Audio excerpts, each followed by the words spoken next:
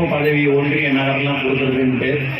இருந்தாலும் இந்த பொதுக்கூட்டம் இருந்தாலும் சொல்கிறேன், தலைவர் தளபதி கொடியை அன்று முதல் இன்று வரை யார் பிடித்து கொண்டு இருக்கிறார்களோ உழைத்தார்களோ அவர்களுக்கு மட்டும்தான் பதவிகள் வழங்கப்படும்.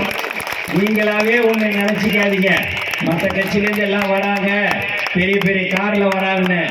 எந்த காரில் வந்தாலும் சரி, ஹெலிகாப்டரில் வந்தாலும் சரி, சைக்கிள் ஓட்டிக்கணும்.